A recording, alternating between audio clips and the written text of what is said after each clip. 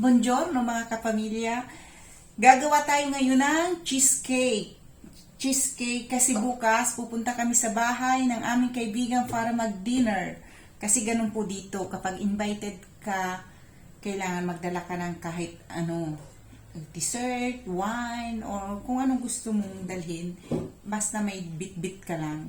Yung parang respeto. Parang yung respeto, paggalang sa nag-invite sa'yo sa may bahay. Ganun po dito. Ako naman, tinanong ko dahil kaibigan ko yun na may confidence ako sa kanya. Tinanong ko kung ano yung pwede kong dalhin. Sabi niya, sige ko na lang mag-occupy ng dessert. Kaya naisipan kong gumawa na lang ako ng cheesecake. Siyempre, para makamura, hindi na tayo bibili. Ako na lang ang gagawa. Ganun lang yun. Wine, akong magdadala ng dessert. At saka wine. Siyempre, kailangan may panulak. At ito ang ating gagamitin para sa ating cheesecake. Gagamitan ko siya ng 250 grams na biskwit. Ito po yung parang biskwit na ginagamit din sa paggawa ng grahams. Ayan. 250 siya. Then, tinunaw ko na yung butter. Tinunaw ko, makikita nyo, tunaw na siya. Ito ay 125 grams na butter. 80 grams sugar. 170 grams all-purpose cream. At syempre, ito ang ating pang cream. Gagamitin natin creamy ang Philadelphia. Actually, ano to, Philadelphia, yung ano siya to formaggio. Ano ba ang formaggio? Basta formaggio siya. Cheese siya, pero yung ano siya, yung malambot. Philadelphia. Cheese. At siyempre, gagamitan natin siya ng gelatin. Ang pampalapot natin para mag-compose ang ating cream. At syempre, ang ating toppings para maging makulay, lampone o raspberry. Gagamitan ko siya ng 250 grams na raspberry. Mamaya ipapakita ko sa inyo kung paano ko gagamitin yan. Ngayon, sisimulan na natin ang ating first procedure. Ayan. Ilalagay lang natin ang ating biskuit. Ayan. Kung wala naman po kayong blender, okay lang yan. Ilagay nyo na lang sa plastic. Ilagay nyo lang sa plastic ang biskuit, tapos saka nyo batihin o saka nyo pukin, saka nyo durugin. Hindi batihin, durugin. I-blend lang po natin siya, gigilingin natin siya. Ilalagay na natin ang ating yan, ilalagay na natin ang water para siya ay mag-compose.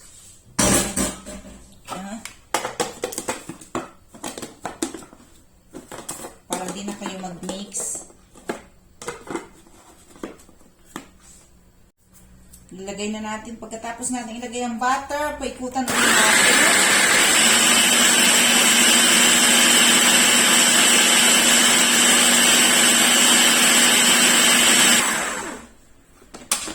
Ayan. Ang ganda na ng ating. Ayan. Ito na po. Ito na ang ating biscuit at butter. Ngayon, ang susunod natin, ilalagay na natin siya sa pulmahan. Ayan. Nilagyan ko na siya ng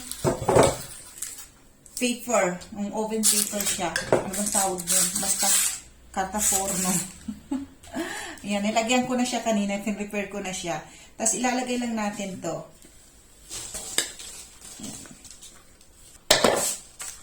Ayan. Ilalagay lang natin siya dito.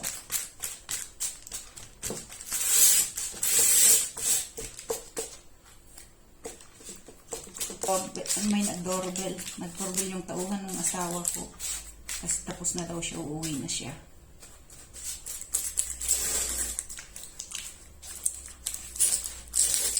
Ayan.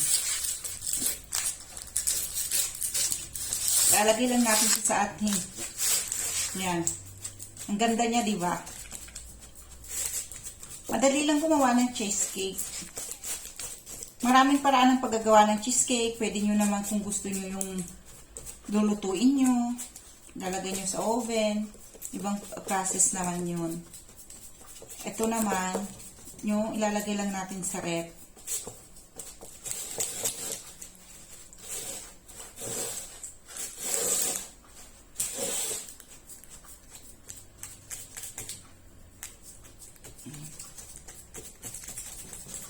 Kailangan nakaano siyang mabuti.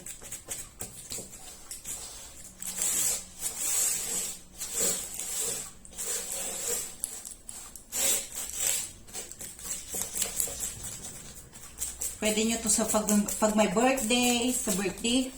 Ayan.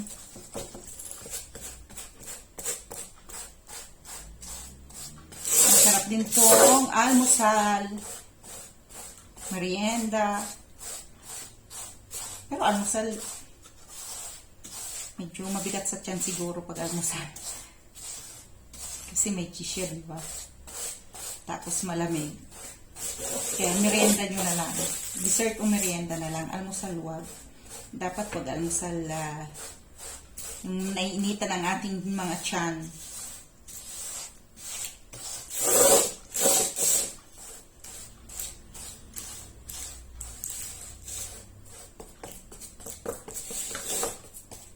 Tapos ako, anong ginagawa ko? Sandali. Aanuhin ko siya nito para sure ako. Ito yung bati karne. Yung pang ano sa karne. Ay, wag na nga.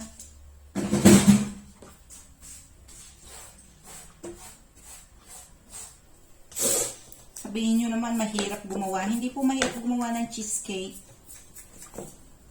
Madali lang gumawa ng cheesecake. Pasensya lang talaga.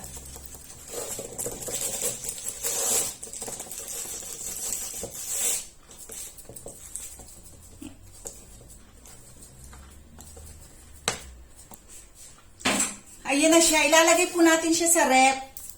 Lalagay natin lang siya sa ref. Tapos, habang pinapalamig natin siya sa ref para makompose siya, gagawa tayo ng cream. Gagawin natin yung kanyang cream.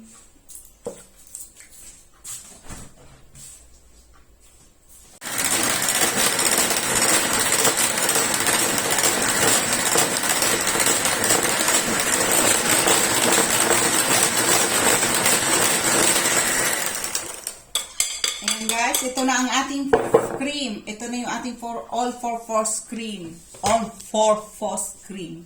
Ito na siya. At isusunod natin ang ating cheese. Lalagay naman natin ang ating cheese. Philadelphia. Ito yung Philadelphia. 750 grams. Okay. Lagay natin ang ating sugar. Ang sugar naman po, ay titikman nyo na lang kung tama na yung sugar na ilagay nyo. Ako, ayoko na masyadong matamis, kaya konting sugar lang. Tapos magdagdag na lang kayo. Magdagdag na lang kayo kung ano yung... Tantiyahin nyo na lang muna ang sugar. Ayan. Vanilla scent. Wala ako ng baka, yung stick ng vanilla. Kaya ito na lang yung binili natin. Pangpabango lang naman yan. At syempre, lagyan natin siya ng lime. Juice ng lime. Ayan. Dapat kasi yung pana-achi ang ilalagay ko, pero wala ako noon, kaya ano na lang, yan na lang yung ano lang ng lime. Suko.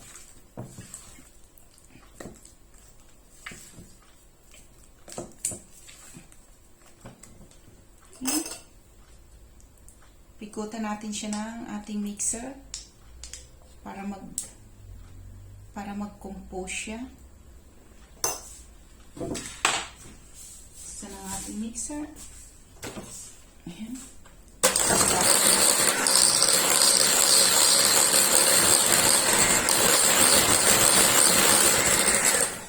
Ayan, mga kapamilya, nakikita nyo, okay na ang ating cream.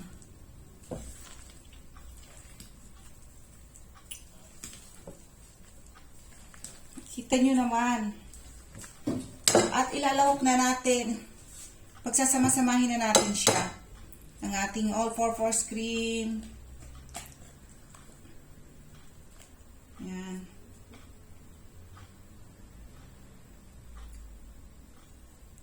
Pagsama-samahin na natin.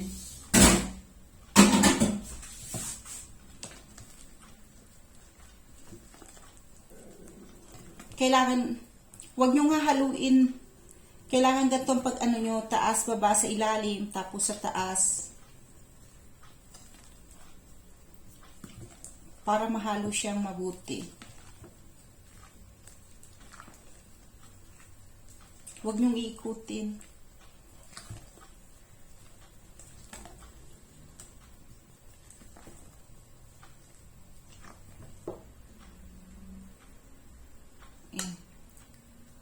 Kukuha ako ng dalawang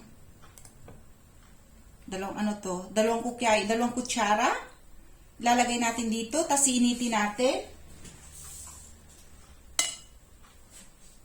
Ayan. Yung gelatin po, yung gel, ko na siya, pinalambot ko na siya sa tubig.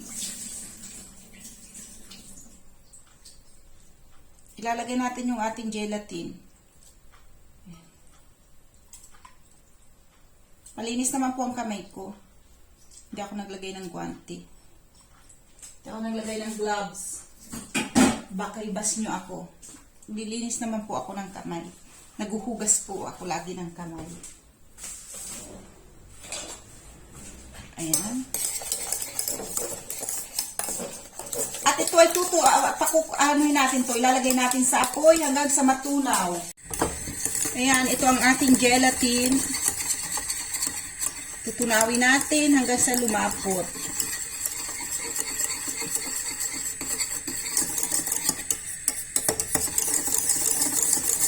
Kailangan lumapot siya.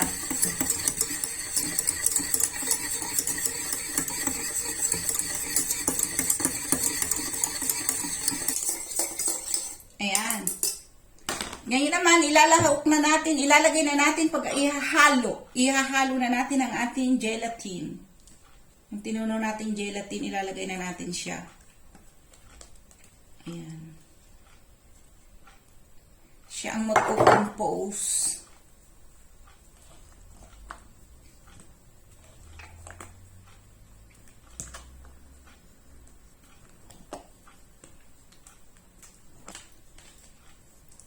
Ang sarap ng lasa niya, guys.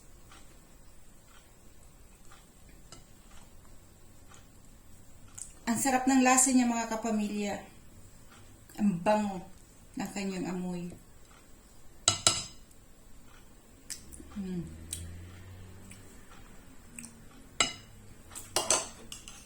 Lagyan ko pa siya ng konting lime. Para medyo, kasi ang cheesecake, kailangan yung lasa niya medyo matamis na yung medyo nalalasahan yung asim.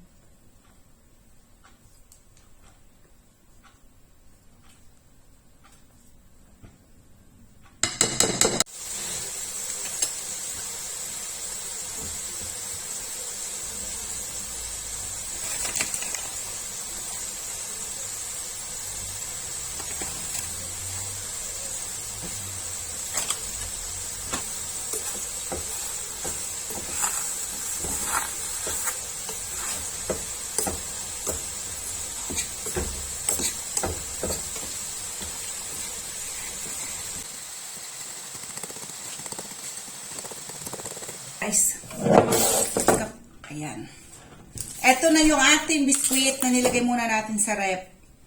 At ngayon, lalagay na natin pagsasamahin na natin ang ating cream. Ayan na siya.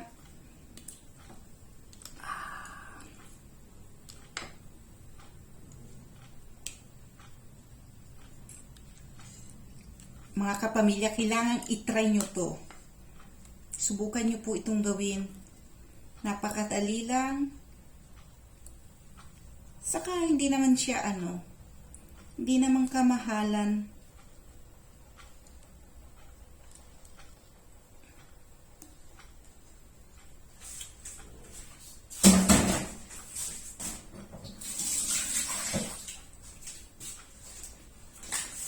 Itong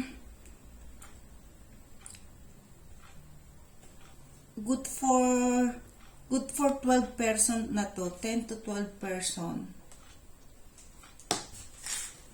Kung gusto nyo nga, dessert lang naman, kahit hanggang 15.